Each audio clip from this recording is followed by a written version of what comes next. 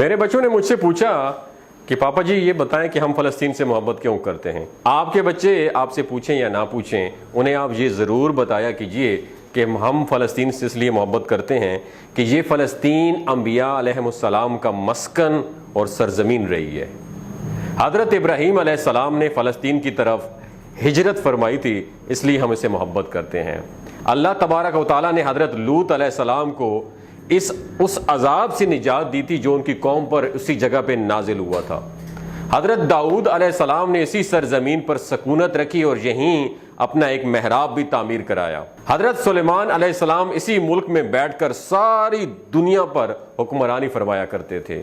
چیونٹی کا وہ مشہور قصہ جس میں ایک چیونٹی نے اپنی باقی ساتھیوں سے کہا کہ اے چیونٹیوں اپنے بلوں میں گھس جاؤ، یہیں اس ملک میں واقع اسکلان شہر کی ایک وادی میں پیش آیا تھا جس کا نام بعد میں وادی نمل، چیونٹیوں کی وادی رکھ دیا گیا تھا۔ حضرت زکریا علیہ السلام کا محراب بھی اسی شہر فلسطین میں ہے۔ حضرت موسیٰ علیہ السلام نے اس ملک کے بارے میں اپنے ساتھیوں سے کہا تھا کہ اس مقدس شہر میں داخل ہو جاؤ۔ انہوں نے اس شہر کو مقدس، اس شہر کے شرک سے پاک ہونے اور انبیاء علیہ السلام کا مسکن ہونے کی وجہ سے کہا تھا۔ اس شہر میں کئی معجزات وقوع پذیر ہوئے، جن میں ایک کنواری بی بی حضرت مریم کے بطن سے حضرت عیسیٰ علیہ السلام کی ولادت مبارکہ بھی ہے۔ حضرت عیسیٰ علیہ السلام کو جب ان کی قوم نے قتل کرنا چاہا تو اللہ تبارک و تعالیٰ نے انہیں اسی شہر سے آسمان پر اٹھا لیا تھا۔ ولادت کے بعد جب عورت اپنی جسمانی کمزوری کی انتہا پر ہوتی ہے، ایسی حالت میں بی بی مریم کا کھجور کے تنے کو ہلا دینا بھی ایک معجزہ الہی ہے۔ قیامت کی علامات میں سے ایک حضرت عیسیٰ علیہ السلام کا زمین پر واپس تشریف لانا اسی شہر کے مقام پہ سفید مینار کے پاس ہوگا۔ اسی شہر کے ہی مقام باب لد پر حضرت عیسیٰ علیہ السلام دجال کو قتل کریں گے۔ فلسطین ہی یاد رکھو دوستو ارض محشر ہے۔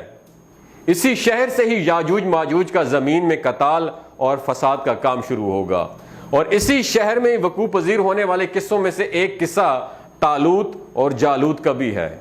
فلسطین کو نماز کی فرضیت کے بعد مسلمانوں کا قبلہ اول ہونے کا اعزاز بھی حاصل ہے۔ ہجرت کے بعد حضرت جبرائیل علیہ السلام دوران نماز ہی حکم ربی سے آقا صلی اللہ علیہ وآلہ وسلم کو مسجد اقصی جو کہ فلسطین میں موجود ہے وہاں سے بیت اللہ شریف کی طرف رخ کرا گئے تھے۔ جس مسجد میں یہ واقعہ پیش آیا تھا وہ مسجد آج بھی مسجد قبلتین کہلاتی ہے۔ حضور اکرم صلی اللہ علیہ وآلہ وسلم معراج کی رات آسمان پر لے جانے سے پہلے مکہ مکرمہ سے یہاں بیت المقدس یعنی فلسطین لائے گئے۔ سرکار دو عالم صلی اللہ علیہ وآلہ وسلم کی اقتداء میں انبیاء علیہ السلام نے یہاں مل کر نماز ادا فرمائی، اس لیے اس طرح فلسطین ایک بار پھر سارے انبیاء کا مسکن بن گیا۔ سیدنا ابو ذر رضی اللہ تعالیٰ عنہ کہتے ہیں کہ میں نے رسول اللہ صلی اللہ علیہ وآلہ وسلم سے عرض کیا کہ زمین پر سب سے پہلی مسجد کون سی بنائی گئی؟ تو آپ صلی اللہ علیہ وآلہ وسلم نے فرمایا کہ مسجد الاحرام یعنی خانہ کعبہ۔ تو وہ بتاتے ہیں کہ میں نے عرض کیا کہ پھر کون سی مسجد تعمیر ہوئی؟ تو مسجد پھر بنائی گئی۔ تو آپ صلی اللہ علیہ وآلہ وسلم نے فرمایا کہ مسجد الاقصی یعنی بیت المقدس۔ میں نے پھر عرض کیا کہ ان دونوں کے درمیان کتنا فاصلہ ہے؟ تو آپ صلی اللہ علیہ وآلہ وسلم نے فرمایا کہ 40 برس کا۔ تو جہاں بھی نماز کا وقت پا لے تو وہیں نماز ادا کر لے، بس وہی مسجد ہی ہے۔ وصال حبیبنا صلی اللہ علیہ وآلہ وسلم کے بعد حضرت ابو بکر رضی اللہ تعالی عنہ کو ارتداد کے فتنہ اور دیگر کئی مشکلات سے نمٹنے کے لیے عسکری اور افرادی قوت کی اشد ضرورت کے باوجود بھی ارض شام فلسطین کی طرف آپ صلی اللہ علیہ وسلم کا تیار کردہ لشکر بھیجنا بھی ایک ناقابل فراموش حقیقت ہے۔ اسلام کے سنہری دور عمریہ میں دنیا بھر کی فتوحات کو چھوڑ کر محض فلسطین کی فتح کے لیے خود حضرت عمر کا چل کر جانا اور یہاں پر نماز ادا کرنا اس شہر کی عظمت کو اجاگر کرتا ہے۔ دوسری بار معراج کی رات بروز جمعہ 27 رجب 583 ہجری کو صلاح الدین ایوبی کے ہاتھوں اس شہر کا دوبارہ فتح ہونا بھی ایک نشانی ہے۔ بیت المقدس کا نام قرآن سے پہلے تک ہوا کرتا تھا، قرآن نازل ہوا تو اس کا نام مسجد اقصی رکھا گیا۔